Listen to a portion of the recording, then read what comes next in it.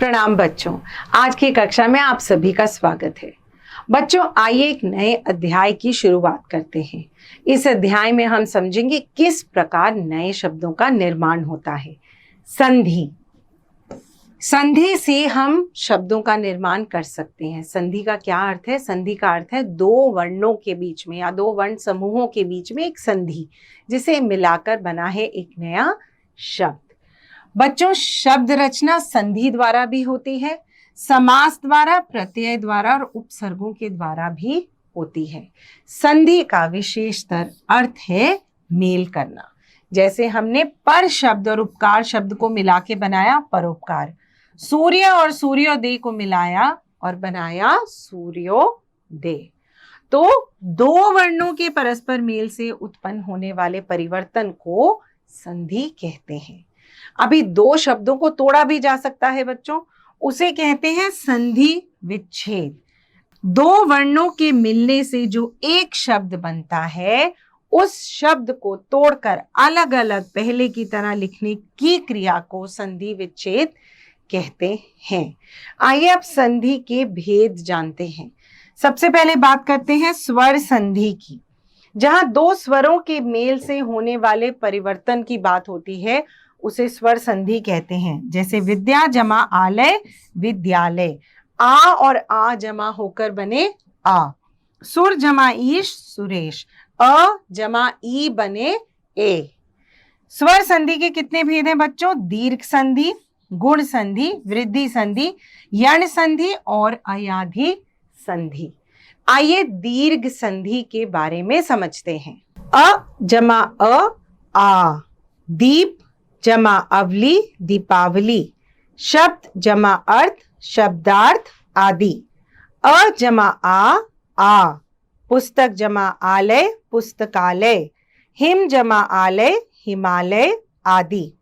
आ जमा आ, विद्या जमा अर्थी विद्यार्थी, यथा जमा अर्थ यथार्थ। आ जमा आ बराबर आ, विद्या जमा आलय विद्यालय, महा जमा आशय महाशय।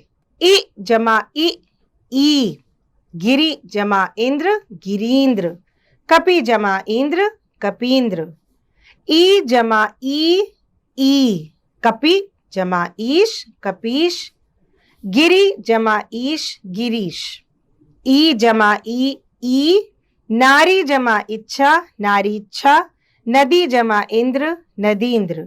ई जमा ई, नदी जमा ईश नदीश, सती जमा ईश सतीश। उ जमा ऊ, लघु जमा उत्तम लघुत्तम, सु जमा उक्ति सूक्ति। उ जमा ऊ, लघु जमा उर्मी लघुर्मी, भानु जमा ऊर्जा भानुर्जा। उ जमा ऊ, वधु जमा उत्सव वधूत्सव, भू जमा उत्सर्ग भूत्सर्ग। उ जमा ऊ, भू जमा ऊर्जा भूर्जा, वधु जमा उर्मी वधुर्मी। गुण संधि के क्या उदाहरण हैं? आइए उन्हें समझते हैं। अ जमा ए, नर जमा इंद्र नरेंद्र। अ जमा ए, नर जमा ईश नरेश। आ जमा ए, महा जमा इंद्र महेंद्र। आ जमा ए, रमा जमा ईश रमेश। अ जमा ओ, सूर्य जमा उदय सूर्योदय। अ जमा ओ, सूर्य जमा ऊष्मा सूर्योष्मा। आ जमा ओ, महा जमा उदय महोदय। आ जमा ओ, गंगा जमा उर्मी गंगोर्मी। अ जमा री अर, देव जमा ऋषि देवर्षि। आ जमा री अर, महा जमा ऋषि महर्षि। बच्चों, वृद्धि संधि में किस प्रकार स्वरों की हेरफेर होती है, आइए अब उसे समझते हैं। अ जमा ए बराबर ए, हर जमा एक बराबर हर एक। अ जमा ए बराबर ए, मत जमा ऐक्य बराबर मतैक्य। आ जमा ए बराबर ए। सदा जमा एव बराबर सदैव। आ जमा ए बराबर ए। परम जमा ऐश्वर्य बराबर परमेश्वर्य। अ जमा ओ परम जमा ओजस्वी परमोजस्वी। अ जमा ओ वन जमा औषधि वनौषधि। आ जमा ओ महा जमा ओज महोज। आ जमा ओ महा जमा औषध महौषध। यण संधि क्या होती है, उसके उदाहरण क्या है, आइए पढ़ें। ई जमा अन्य स्वर य। अति जमा अधिक अत्याधिक। उ जमा अन्य स्वर व। सु जमा अच स्वच्छ। रि जमा अन्य स्वर र। पितृ जमा आज्ञा पित्राज्ञा। अयाधि संधि क्या होती है और उसी उदाहरण क्या है, अब वह समझते हैं। ए जमा असमान स्वर अय। ने जमा अन नयन। अय जमा असमान स्वर आय। ने जमा अक नायक। ओ जमा असमान स्वर अव। पो जमा अन पवन। ओ जमा असमान स्वर आव। पौ जमा अक पावक। अब बात करते हैं व्यंजन संधि की। व्यंजन वर्ण के बाद स्वर या व्यंजन के मिलने से होने वाले परिवर्तन को व्यंजन संधि कहते हैं। अब व्यंजन संधि के भी कुछ नियम हैं। यह क्या नियम है, इनमें से प्रमुख नियमों को पढ़ लेते हैं। वर्ग के प्रथम वर्ण का तृतीय वर्ण में परिवर्तन। क का ग। दिख जमा अंबर दिगंबर। वाक जमा ईश वागीश। च का ज। अच जमा अंत अजंत। रच जमा अंत रजंत। ट का ड़। षट जमा आनन षडानन। षट जमा दर्शन षड दर्शन।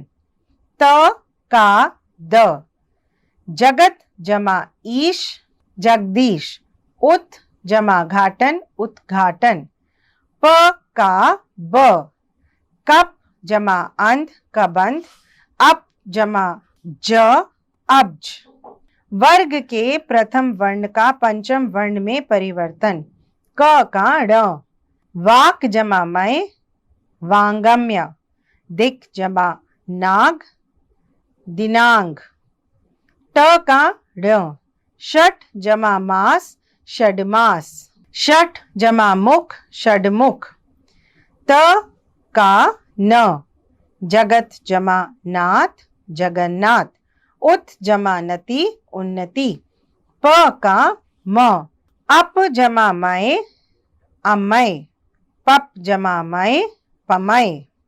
यदि त वर्ण के बाद कोई स्वर या ग घ द ध ब भ तथा य र आए तो त का द हो जाता है। जैसे सत जमा आनंद सदानंद।